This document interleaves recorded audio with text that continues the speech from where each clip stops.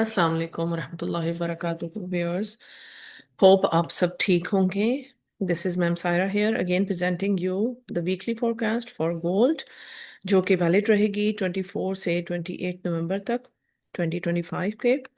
And let's start. जैसा कि मैं हमेशा आपको कहती हूँ कि always start your analysis from the higher time frame, और हायर से फिर हम लोअर की तरफ जाते हैं। And what we called is top down analysis, इसको हम टॉप डाउन एनालिसिस कहते हैं। ठीक है जी, सबसे पहले फॉरेक्स विजिट कर लेते हैं। ठीक है जी, ये फॉरेक्स फैक्ट्री है जहां से हम अपनी रेड फोल्डर न्यूज़ को देखते हैं। ये न्यूज़ जो है वो हमारी वॉलेटिलिटी को बढ़ाती है मार्केट की, और इससे हमें अच्छा प्रॉफिट गेन करने को मिल जाता है ड्यूरिंग न्यूज़। सो आप जो है बिल्कुल न्यूज़ के टाइम पे तो आप ट्रेड ना किया करें। हाँ जी, आफ्टर न्यूज़ डाटा के रिलीज होने के बाद you can look for your setups. ठीक है जी, अब ये देखते हैं। मंडे को हमारे पास कोई न्यूज़ नहीं है, ट्यूसडे को न्यूज़ है, और वेंसडे को भी रेड फोल्डर है हमारे पास यूएसडी की। और उसके बाद I guess Thursday and Friday they is no news for USD. तो मोस्ट प्रोबेबली वेंसडे या ट्यूसडे को हमारे पास हाई या लो ऑफ द वीक लगने का चांस होता है। जिस दिन हमारे पास रेड फोल्डर होती है उस दिन हमारे पास चांस होता है कि वीकली हाई या लो उस दिन मार्केट मेक कर लेती है अपना। ठीक है जी, moving on to the gold chart. This is gold chart और ये वीकली टाइम फ्रेम है। जैसा कि हमने देखा है कि इस वीक में मार्केट ने हमारे इस रिजेक्शन ब्लॉक्स के 25% से रिजेक्शन ली है। ठीक है, और नीचे से फिर अगेन ये जो फेयर वैल्यू गैप हमारे पास वीकली का पड़ा हुआ है, इधर से अगेन उसने रिजेक्शन ली है और हमारे पास एक डोजी कैंडल क्लोज हुई है। ठीक है जी, और प्रीवियस वीक का लो ले चुकी है मार्केट। ठीक है, ये देखिए ये हमारे पास प्रीवियस वीक था और ये लो मार्केट ले चुकी है। अच्छा जी, अब ये है कि जो चांस है हमारे पास, ये डोजी कैंडल क्लोज हुई है। अब नेक्स्ट चांस हमारे पास ये बनता है कि हम ये देखें कि यहाँ से मार्केट ओपन होके दोबारा इधर से किसी पीडी एरे से हमें इस तरह बुलिश मूवमेंट दे सकती है।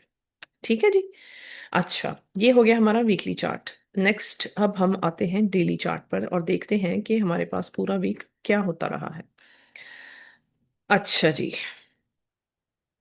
तो ये था हमारे पास Monday, Tuesday, Wednesday, Thursday and Friday. ठीक है जी, अब ये हो गया पूरा वीक। हमने देखा है कि मार्केट ने इधर ही कंसोलिडेशन की है। ठीक है, इस एफईजी में, डेली एफईजी में हिट करने के बाद मार्केट ने अभी हमारी ये जो सेल साइड लिक्विडिटी है उसको अभी ग्रैब नहीं किया और इधर ही कंसोलिडेशन स्टार्ट की है। अब हमारे पास क्या पॉसिबल सिनेरियोज हो सकते हैं कि मार्केट अगेन जाए इधर ऊपर और इस हाई को टारगेट करे और इधर से फिर हमें ड्रॉप दे और इस तरह हमें ये दोबारा इक्वल लोज की तरफ आए, जो कि मार्केट ने अभी भी पेंडिंग छोड़ दिए हैं। ठीक है जी, क्लियर। अच्छा, एक तो ये सिनेरियो हो गया। अब दूसरा सिनेरियो ये हो सकता है कि मार्केट इस एफईजी को ब्रेक कर दे और फिर इसी को सपोर्ट बना के ये आईएफवीजी बन जाएगी और फिर ऊपर बुलिश साइड की तरफ निकल जाए। ठीक है जी, ये दो सिनेरियोज हमारे पास पॉसिबिलिटीज हैं। अब चलते हैं हम अपने H4 के टाइम फ्रेम में। उससे पहले ये देख लें कि यहाँ से जो हमारे पास बुलिश एफईजी है उसने भी प्राइस को होल्ड करके रखा हुआ है और प्राइस उसी के अंदर अभी खड़ी है।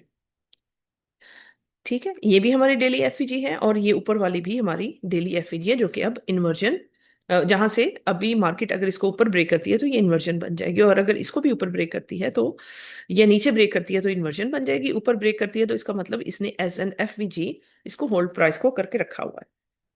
ठीक है जी, अब ये दोनों एफईजीज के दरमियान प्राइस ने इस पूरे वीक में कंसोलिडेट किया है। ठीक है, अब लेट्स सी कि किस साइड को ब्रेकआउट हमें मिलता है। Moving on to H4 time frame, क्या देखते हैं हम। अच्छा जी, ये H4 के टाइम फ्रेम पे हम आ गए और इधर हमारे पास क्लियरली ये एक हमारे पास सेल साइड लिक्विडिटी पड़ी हुई है, ये वाली लिक्विडिटी है सेल साइड। ठीक है, और एक ये पड़ी हुई है सेल साइड, और इसी तरह ऊपर हमारे पास ये बाय साइड लिक्विडिटीज पड़ी हुई हैं, ये बाय साइड लिक्विडिटी पड़ी हुई है, और again this is the by side liquidity, ये। ठीक है, ये बाय साइड लिक्विडिटी है। तो पॉसिबिलिटी यही हो सकती है कि मार्केट इस तरह जो है हमारे पास इस तरह करके ये लिक्विडिटीज ले दोनों, और फिर ऊपर बाय साइड लिक्विडिटीज को टारगेट कर सकती है, या इनवर्स भी हो सकता है इसका, कि पहले मार्केट अपनी बाय साइड लिक्विडिटीज को ले एंड देन सेल साइड्स की तरफ मूव करे।